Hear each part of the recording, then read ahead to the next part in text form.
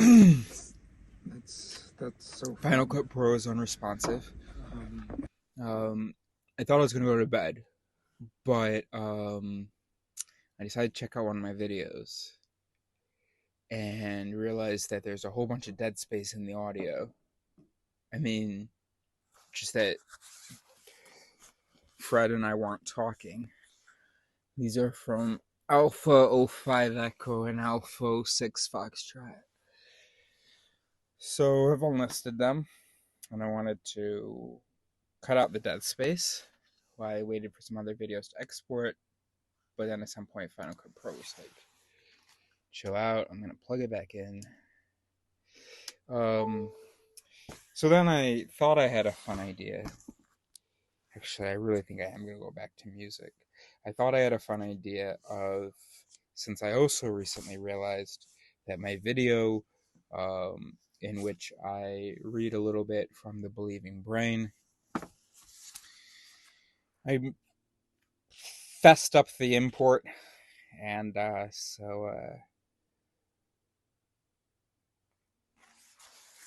so it cuts out.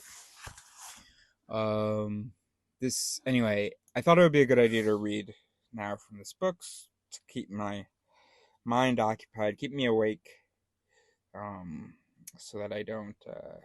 I'm hungry, not sober. Um, anyway, so that I can try to wait for Final Cut Pro to start getting back. But then I stopped feeling like doing that. But I was already sort of committed to it, sort of. Not actually, but just like we might as well, right? Alright, so we've spent 2 minutes getting ready. So now you're definitely ready.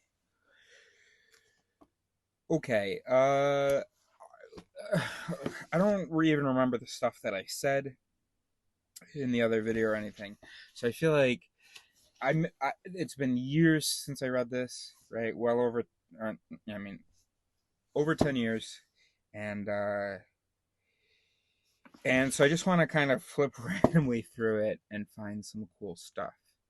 There is one thing that I'm going to go back and read that I know I read in the other, you know, failed video. But how am I going to find it? That's a good question. So, um, what we're going to. Oh, yes, I know how we're going to find it. We're going to look at out of body experiences. Because Fred was talking to me about astral projection and aliens, but different. Those are two different things he was talking about, and two different things I looked up in the book, which I did not end up reading to him.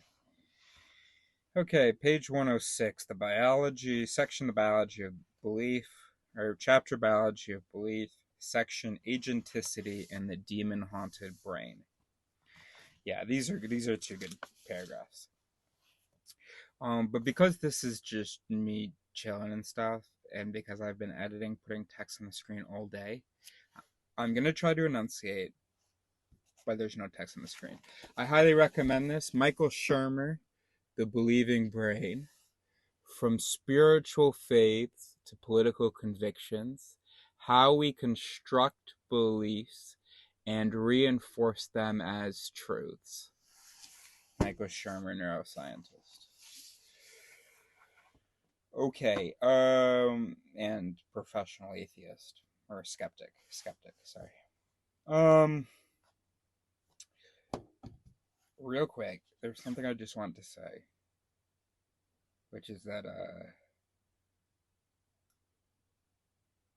no text on the screen. Can try to enunciate. I recommend the book. Ah, I think I said this recently in a video, but I said in a conversation with Fred, which is now one of the videos exporting. There are two types of people in this world. There are thinkers who know their bad mechanisms, and there are thinkers who do not, and they're possessive. So, who are familiar with some of their biases, the fallacies, the heuristics, and so on.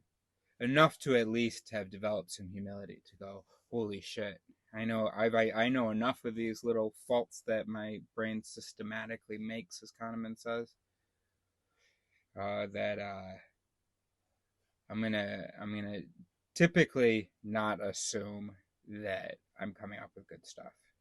I'll act as though I do. I'll talk as though I do. Um, but I won't think as though I do. Yeah, there's two types of people in the world: those that know their biases and those that don't. I mean, how can you have a conversation with someone? I mean, I know the people who are watching. If you're watching this when I published it in 2024 or in 12,024, then then you're one of the many people that. And even if you're watching this channel, even if you're at the end of the spectrum, what are we talking here? You know what, five?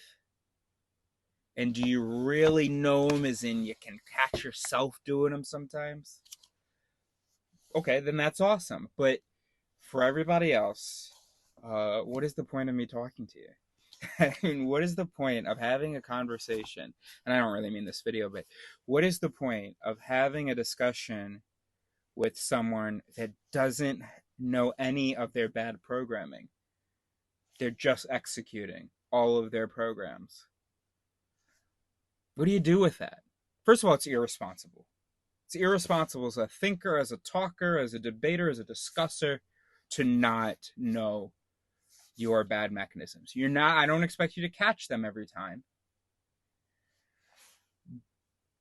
But you have to have made some of the effort. You have to at least know what they are. You have to at least be in some position to catch them. You have to at least know what I'm talking about if I point one out to you. And then, of course, there's also, then the person can't point out any of my errors. If they don't know any of the mental errors that people make, they can point out sort of, they can say, oh, what you're saying is not true, and so on. But I would love if you explained to me a little how a little maladaptive mechanism was involved. You could say, oh, hey, that's the conjunction fallacy. That's pretty easy. That's pretty cool. But really, the main thing is, how can I trust you? You think all your thoughts are equal. Everything that feels true is true. I mean, what, right? Agenticity and the demon haunted brain. Now you're definitely ready. We've spent 8 minutes getting ready. I may have put you down a little bit, and I regret that because it is about getting ready. And so everything I said was true, but just maybe with less cheekiness. But yeah, really, do learn about your mechanisms, or just don't try to discuss reality with um, people who know some of their biases. Okay. 5 centuries ago, demons haunted our world, with incubi and succubi tormenting their victims as they lay asleep in their beds. 2 centuries ago, spirits haunted our world, with ghosts and ghouls harassing their sufferers all hours of the night.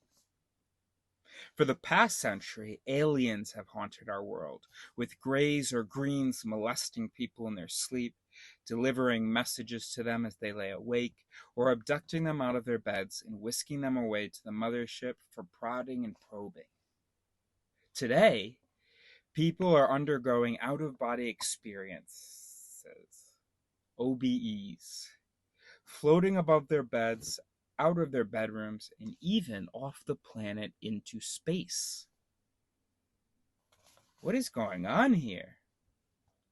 Are these elusive creatures and mysterious phenomena in our world or in our mind? By now, you know that I will argue that they are entirely in our heads, even while they are modified and tweaked by the culture into which we happen to be born. The evidence that the brain and mind are one is now overwhelming. Consider the research by the Laurentian University neuroscientist Michael Persinger, who in his laboratory in Sudbury, Ontario, induces all of these events in volunteers by subjecting their temporal lobes to patterns of magnetic fields. Persinger uses electromagnets inside a modified motorcycle helmet, sometimes called the God helmet, to produce temporal lobe transients, increases in instabilities in the neural firing patterns in the temporal lobe region just above the ears. In the brains of subjects. Okay, now period. Persinger believes that the magnetic fields stimulate microseizures in the temporal lobes, often producing what can best be described as spiritual or supernatural episodes. The sense of a presence in the room, an out of body experience, bizarre distortion of body parts, and even profound religious feelings of being in contact with God, gods, saints, and angels. Whatever we call them, the process itself is an example of agenticity. I wanted to read about agenticity, but actually, we can't just read everything. I was going to skip to where he properly talks about agenticity, but I do want to. Then I see the next. All right, let's continue here.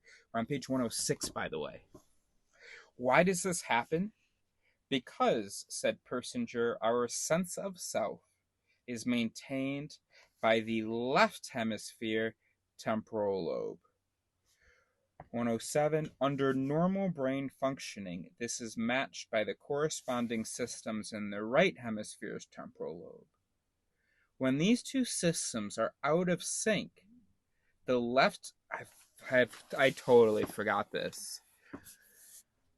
When these two systems are out of sync, the left hemisphere interprets the uncoordinated activity as another self or a sensed presence, because there can only be one self. Wow.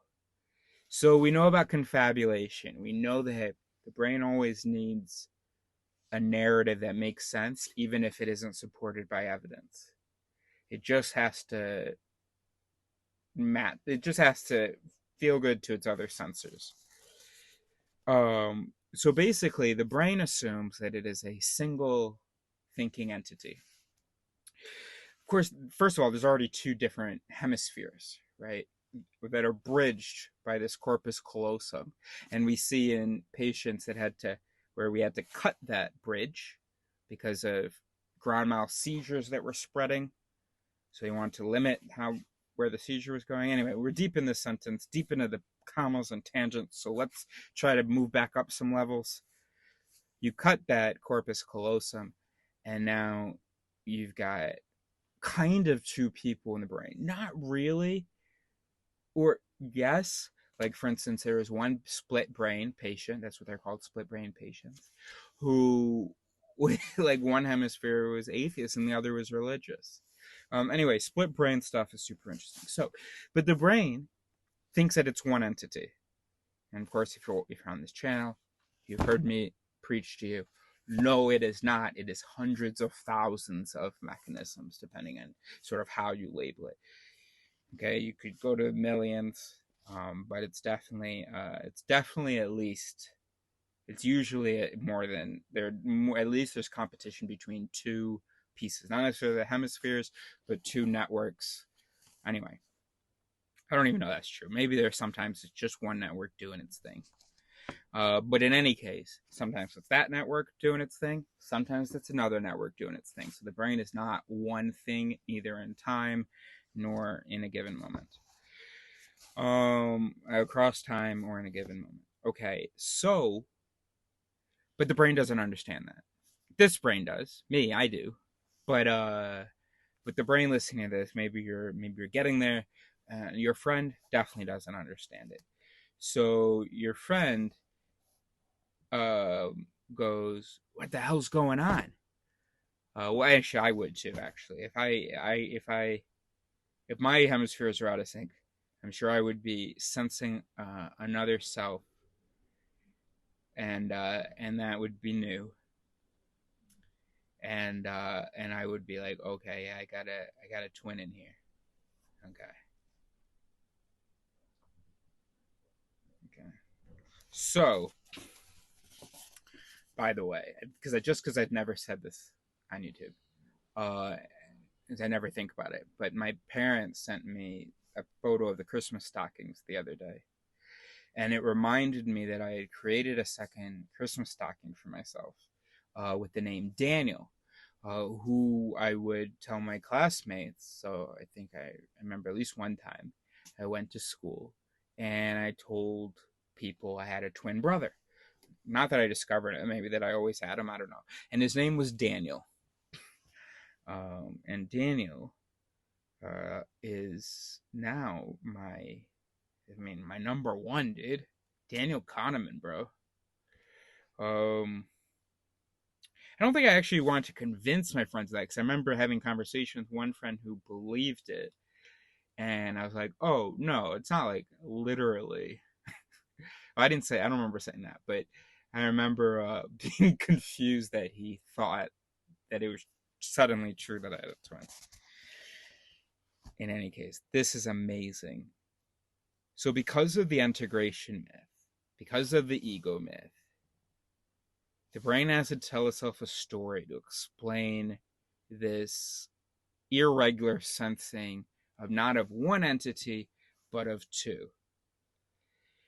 So then the left hemisphere, as Gazaniga says, the interpreter, interprets the uncoordinated activity as another self or a sensed presence. And those are in quotes, or a sensed presence, because there can only be one self. Two cells, two cells are reconfigured as one self and one something else, which may be labeled as an angel, demon, alien, Daniel, ghost, or even God. He didn't really say Daniel. When the amygdala is involved in the transient events, said Persinger, emotional factors significantly enhance the experience, which, when connected to spiritual themes, can be a powerful force for intense religious feeling. This is so fantastic. Learning again about this sensed presence of the other self. Okay. Where's the default mode network? Is that in the left temporal? I always imagine deeper in the brain. I've never actually looked at. I guess it's a network across different regions, and maybe one of the regions is the temporal lobe. I don't know. When these two systems are out of sync, the left hemisphere interprets the uncoordinated activity as another self or a sense presence, because there can only be one self. And that can be an angel, demon, alien, ghost, or even God. Awesome. Awesome. All right, let's see quickly whether we come across agents who. So, page 110, agents who stare at goats. Belief in the paranormal is itself an extension of agenticity, as hidden powers are thought to emanate from powerful agents.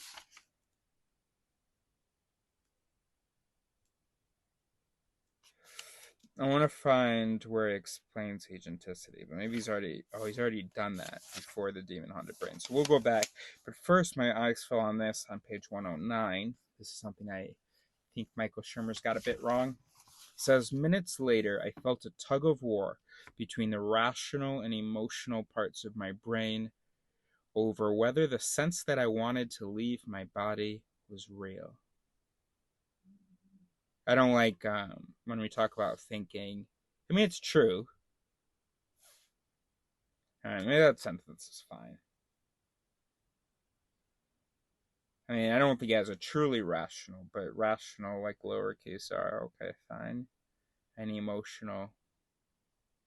Yeah, because it's all about the sense. Okay. I just don't like when people talk about thinking and cognition and reason and rationality as some kind of a battle between emotion and reason or something, because that's what, because Daniel Kahneman taught us that's not what's going on. Um, Gosh, this book, though. All right, let's go back. Page 104. More importantly, this is Hood, whoever Hood is. Is the name Bruce Hood? Who's Hood? It is Bruce Hood. Does it say Bruce on this page? Why do I remember that name? University of Bristol psychologist Bruce Hood documented the growing in his 2009 book Super Sense. He documented the growing 103 body of data that demonstrates our tendency not only to infuse patterns with agency and intention, but to also believe that objects, animals, and people contain an essence, something that is at the core of their being that makes them what they are, and that this essence may be transmitted from objects to people and from people to people.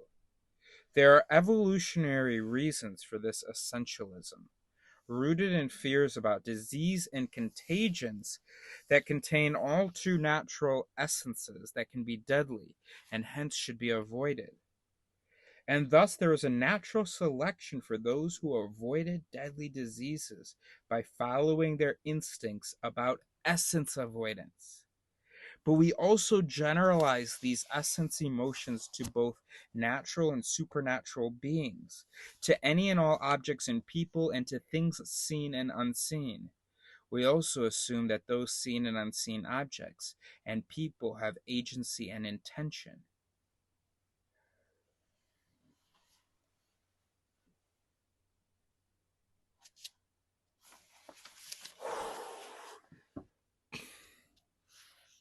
Well, I'm glad because in that other video that cut off, I started to get emotional. My eyes started to well up. It's happening again. Wow. And of course, you know about malenting.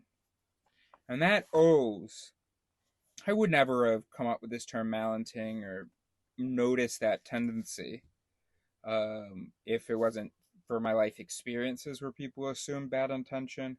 And then also for having read about Michael Shermer's talk about how we attribute agency and intention to everything.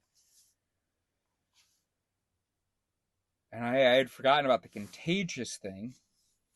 Let's see what he says about the type 1 and type 2 errors.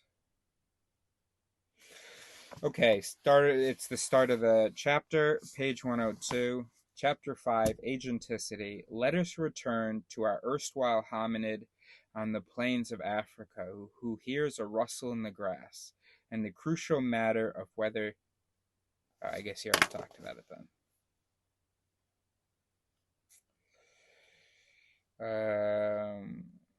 Any idea where that could be? Oh, he's got a whole section here, page 63. What if I'm wrong? What I would say to God. This is in the chapter A Skeptic's Journey. Okay, great. Start of chapter 4, Patternicity, page 69. Imagine that you are a hominid walking along the savanna of an African valley 3 million years ago. You hear a rustle in the grass. Is it just the wind, or is it a dangerous predator? And I always talk about this, so I'm glad I'm rereading it. I'm nervous about what I'm going to realize I've been saying wrong. Your answer could mean life or death. If you assume that the rustle in the grass is a dangerous predator, but it turns out that it is just the wind, you have made what is called a type 1 error in cognition, also known as a false positive, or believing something is real when it is not. I mean, whenever I talk about this experiment, I always say, look, I'm going to get the type 1, type 2 wrong, but let's just call it blank type 1 and blank type 2. But we can remember this. Type 1 is a false positive. Type 2 is a false negative. Positive first, right? And also, type 2 is just worse. Okay. And is type 2 diabetes worse? It is, right? Or is it not? I don't know. Okay. So type 2 is the worst one. All right. We're not going to look up diabetes right now. All right. That is, you have found a non existent pattern. You connected a rustle in the grass, to B, a dangerous predator. But in this case, A was not connected to B. I always talk about this for agenticity. I don't talk about it for patternicity. Of course, it's also related to agenticity, which is why it comes up again in chapter 5. But this is good. Okay. No harm. You connected a rustle in the grass, to B, a dangerous predator, but in this case, A was not connected to B. No harm. You move away from the rustling sound, become more alert and cautious, and find another path to your destination. If you assume that the rustle in the grass is just the wind, but it turns out that it is a dangerous predator, you have made what is called a type 2 error in cognition, also known as a false negative, or believing something is not real when it is. Oh, I'm so excited. That is, you have missed a real pattern. You failed to connect A. All right, we'll stop after this. You have failed to connect a rustle in the grass, to B, a dangerous predator. And in this case, A was connected to B, your lunch. Congratulations, you have won a Darwin Award. Remember the Darwin Awards? You are no longer a member of the hominid gene pool. Our brains are belief engines. Page 70. Evolved pattern recognition systems that connect the dots and create meaning out of the patterns that we think we see in nature. Sometimes A really is connected to B. Sometimes it is not.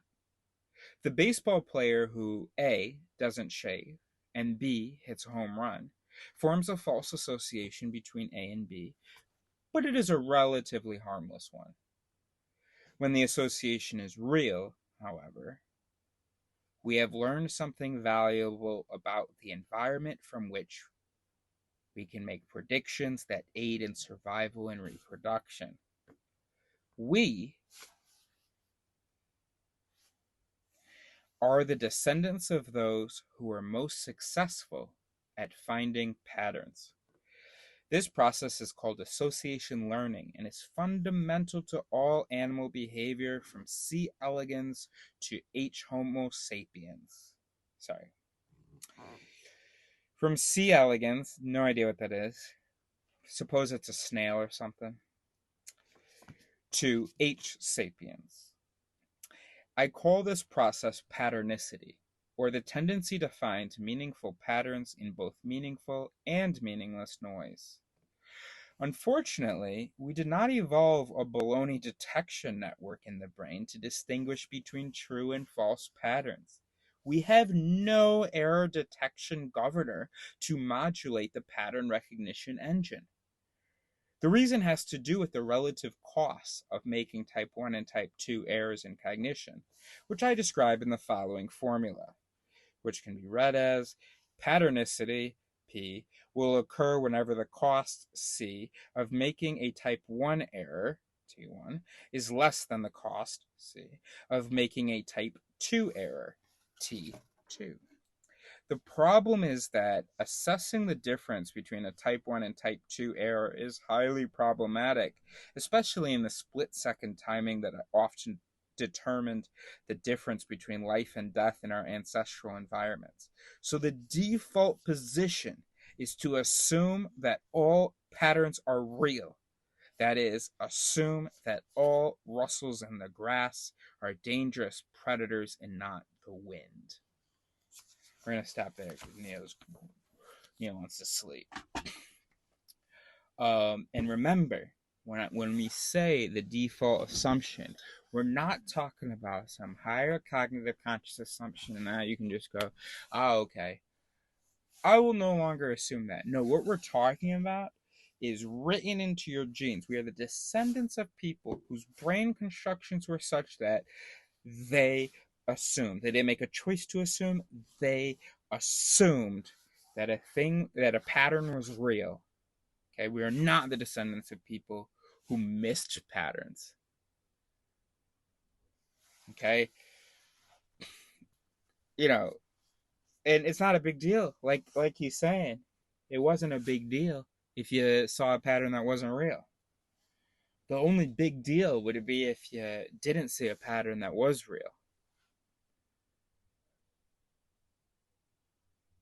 But the world has changed, and now we have such advanced culture and ideas and stuff that believing in patterns that aren't real can be really dangerous. Uh, but we're the descendants of people that believed in all the patterns they saw, so that's tricky. But if we acknowledge, okay, when I see a pattern, I'm gonna believe it. It's true. Okay, so here's what I'm gonna do. When I see a pattern, no matter how true it feels, I'm going to look for evidence. And no matter how true it feels, I'm going to dissociate from it if I can't find evidence.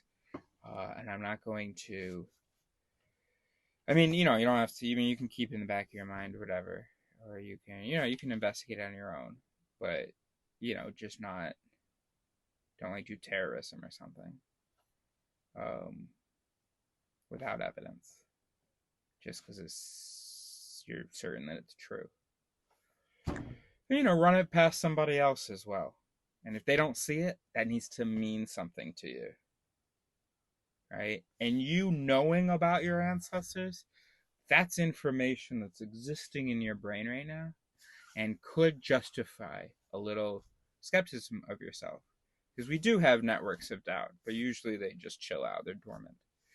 But now that we know this, that when we see patterns, first of all, we see some that aren't there, and second of all, we believe them all.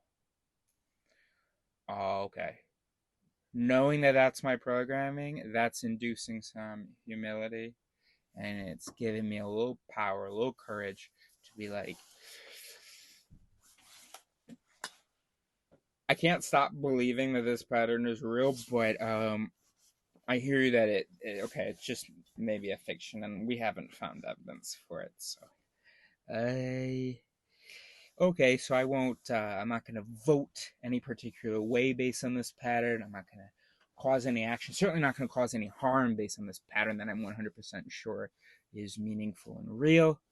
Because I'm a human brain. But sometimes it's fun though. I talked about this in a previous video about my different romantic adventures in my life where I've seen all these patterns, and it's fun. And but confirmation bias. You're not looking at the things that defy the pattern. So anyway, all right. That's it. We'll leave it there.